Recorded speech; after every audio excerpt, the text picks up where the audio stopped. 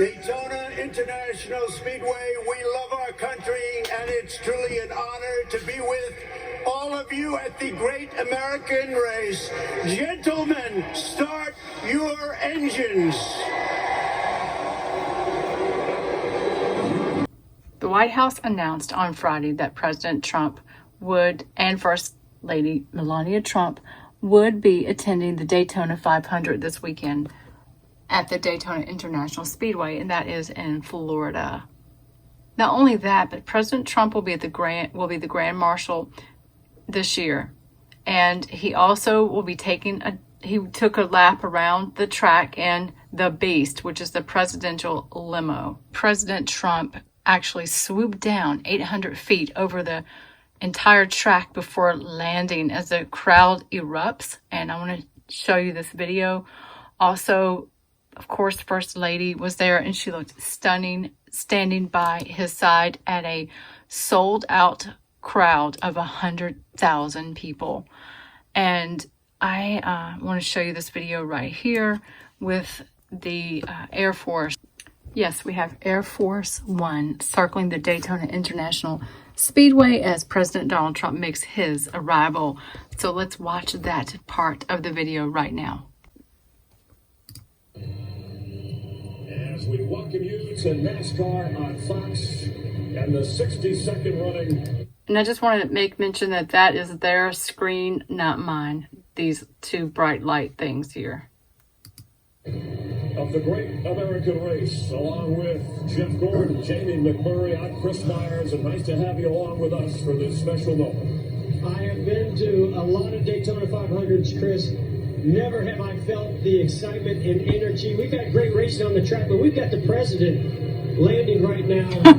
The fans are hooked up. I mean, wow, what a day. It's one of the most incredible things I've ever seen. To see, they said that plane's 800 feet above the racetrack right now. What an entrance by the President of the United States. He's the Grand Marshal. He'll give the command. Presidents, of course, have attended NASCAR.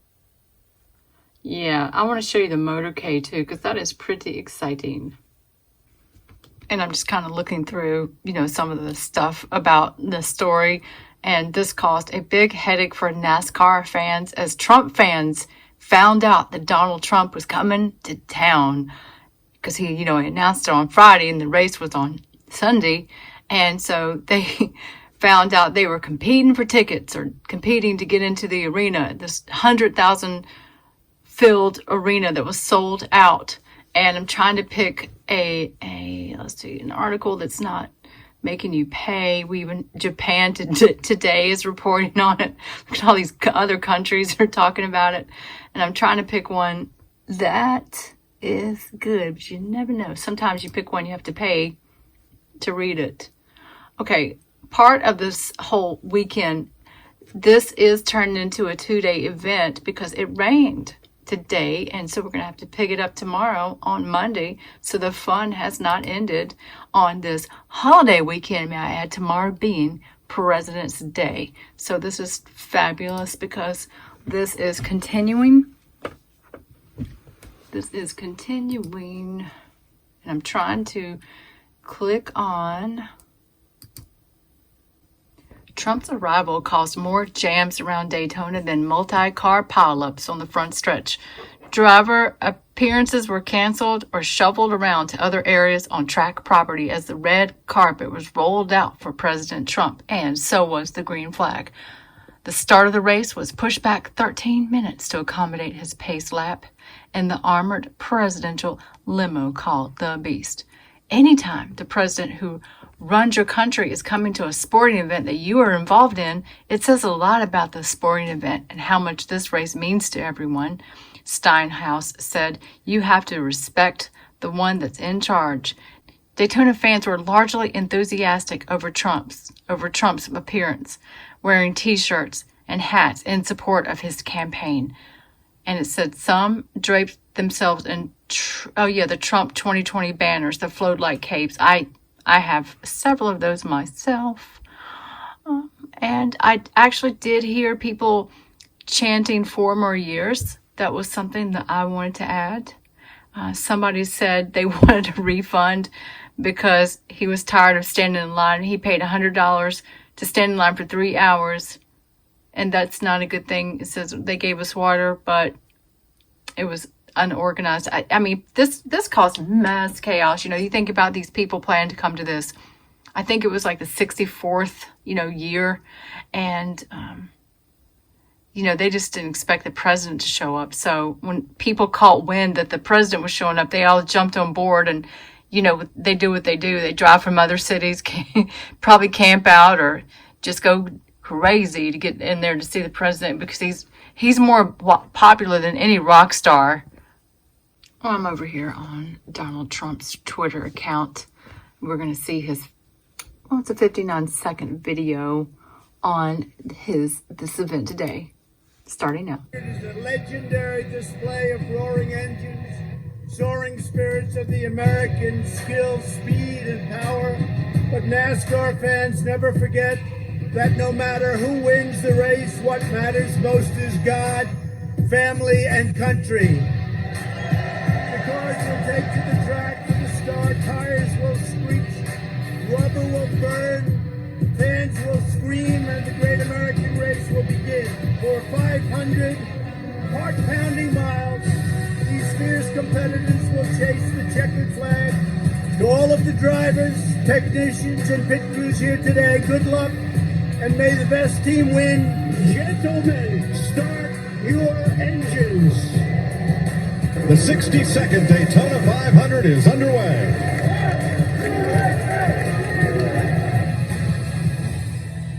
And I want to also say, I saw the president speaking today, and he looked up. He literally looked up after he thanked God. He said some of his speech, and so they didn't show that right here, but I did see it. But here is a picture of the race car for Trump. It has, Trump, Pence 2020. It's just MAGA'd out. I just want to say they are hiding this on Google. Oh my gosh. Okay, so it's 47. It was car 47. So NASCAR driver Joe Nemechek turns heads with his custom Trump 2020 car. And I'm going to show you this article after I get down through this ad that's rolling. Everything's trying to hide the truth here on Google. Okay, so here we see the car. It is MAGA'd out. The NASCAR Xfinity Series kicked off its season on February the 15th with the NASCAR Racing Experience 300 at Daytona International Speedway. Among the many big-name drivers, there is Joe, who I just said, who turned heads this weekend when he was seen racing in a Chevrolet Camaro that was decked out with Trump Pence 2020 decals. So I think, Twitter, Old Row Sports, the Trump 2020 car for Joe has arrived. And you're going to see this because I'm going to go back down. Okay, we have some more people. NASCAR pre-race starts in 10 minutes. Hopefully they will interview my president and yours. Go, Joe. Okay, so we have just a lot of information in here. We're in here looking at this guy who is bold enough to drive this Trump car. And on TV, I do not remember them showing this. It says, update you race fans 47. Trump 2020 car driven by Joe. Okay, he finishes 16th. Not 6th, but 16th. Bad news for Democrats that he did wreck out. Bad news for Republicans that he did not win. Just like politics, no winners or losers, just a lot of cheap talk. We're gonna go directly to him. I'm going straight to his Twitter account. Okay, so I found his account, and the tweet that he sent out was that he finished, looks like P15 finished. Thank you to everyone who made this possible, Trump 2020. And he, tagged some things and went to let's go over to Instagram. And on Instagram, he is showing himself with the car. So we have that. And I also did find another tweet with the car.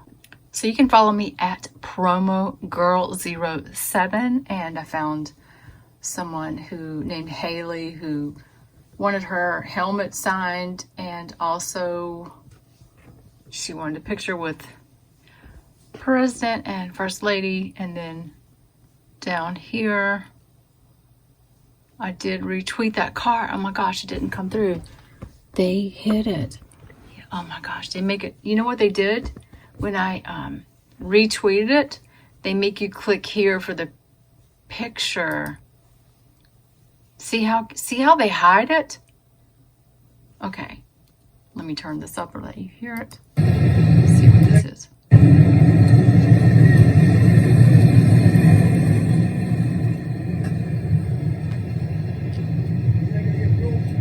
Okay, so this did go in the race today, and I think I just read he came in like, what was it, 15, 16 anyway. So he's out of the race, but it was right. Personally, I think it's really the bravery of these people. I mean, these are very, you know, they do all the safety things and everything, but it takes great courage. It's the speed. It's really the technology. You look at what's happened just over the last 10 years with the cars.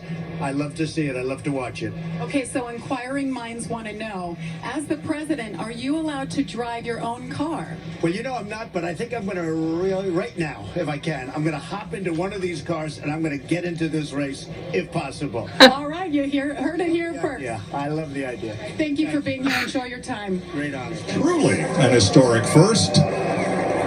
A sitting United States president pacing the field for the great American race. He said he wanted to do a lap. He's going to do it. Well, he Wow. is the president. He has that right. That's so And funny. I just can't imagine, as a driver, as a competitor, the magnitude of this. This only builds up what is the great American race and one of the biggest races in the world to put that much pressure on you to win this race today. Wow. I'm not sure how this idea came about, but I have an inkling. A phone call was received the other day in Franklin, Tennessee, at the home of our former colleague, Darrell Waltrip, who retired from broadcasting at the end of the 2019 season, asking him to fly to Palm Beach this morning and join President Trump on Air Force One on the ride up here to Daytona. So I would not be surprised if Darrell had a little hand in what we're about to see. Maybe he's giving him some tips down there about those high banks here in Daytona. And are the drivers excited about this? Well, here's Clint Boyer's radio. You still pace the field? Yeah. I love it. God, it's awesome.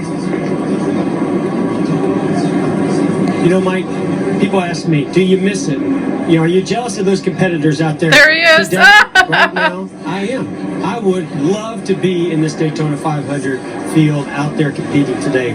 This is just so special. Wow, this is amazing. Now, we know that at least 70 miles an hour is required to keep those cars up on the banking. Those presidential limousines, which are built on truck chassis, weigh about 22,000 pounds, will probably not be doing 70 through the 31-degree banking of turns 1 and 2. But we'll stay down on the apron. Now, you think when he finishes this lap, is he going to do a burnout? What kind of horsepower is underneath the hood of that car? Well, Jeff, our Fox graphic department came up with a comparison between the NASCAR Cup cars and what Secret The Service Beast. calls the Beast, the presidential limousine, built by Cadillac on a truck chassis with Cadillac sheet metal. It's 2 feet longer than the Cup car, and it's a little heavier at 22,000 pounds. Horsepower and top speed is sufficient, but unknown. It's been estimated that those side windows are 5 inches thick of bulletproof glass, and that the sheet metal is some 8 inches thick, as it's fully armored. And of course, seating capacity 7 for the limo and 1 for our Cup cars. Only thing I wish they'd have modified on that limo is put a spoiler on the top lid. Just for NASCAR. Well, it does have a couple of antennas for communication, after all. Not sure what those flags on the front fender are going to do for aerodynamics. Nor do we care. Donald Trump is the 4th sitting United States president to attend a race here. Ronald Reagan gave the command to start from Air Force One and was here when Richard Petty drove to his 200th victory over Cale Yarborough in a Firecracker 400. George H.W. Bush, the summer of '92, and George W. Bush, the 2004 Daytona 500. Bill Clinton campaigned at Darlington at a NASCAR race, but the president with the closest ties to the sport was Jimmy Carter. One of Jimmy's closest friends in Georgia when he was governor was Alf Knight, the longtime superintendent of Atlanta Motor Speedway. Jimmy would come down, be a visitor to the track often, and was honorary starter for a race there when he was governor. Someone on Twitter took a picture of the presidential limousine and emblazoned a NASCAR-style number 45 on the door, but that idea was rejected in favor of the presidential seal. Well, we know these race fans, they've been ready all week. They're super excited, waving flags of their favorite driver, but I got to imagine there's a lot of American flags waving out in the infield right now as we get ready to take the green flag here. And if you're a fan of professional cars, limousines, and the like, there is a great exhibit of presidential limousines of the past at the Henry Ford Museum in Dearborn, Michigan. And a big roar from the crowd as they come past. The green and American flags are waving from the flag stand.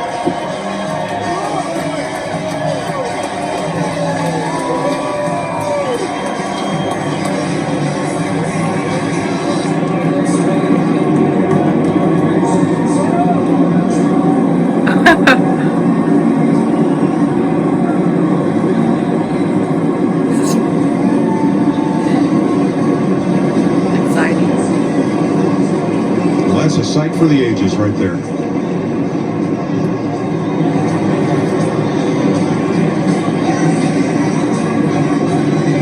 A very special moment for our sport. After all, what sporting event would not want to have the President of the United States in attendance, much less to get the party started? Welcome to Daytona. We're ready. We've been ready for 10 days for the biggest and first race of the 2020 NASCAR Cup season, the 62nd Daytona 500.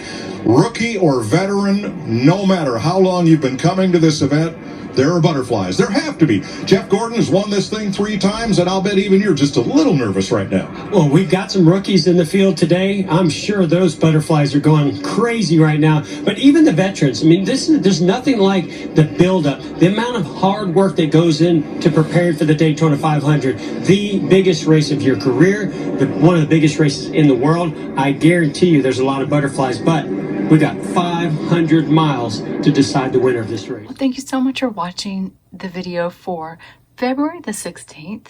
And I just pray you have a great, awesome day. May God bless you and God bless America.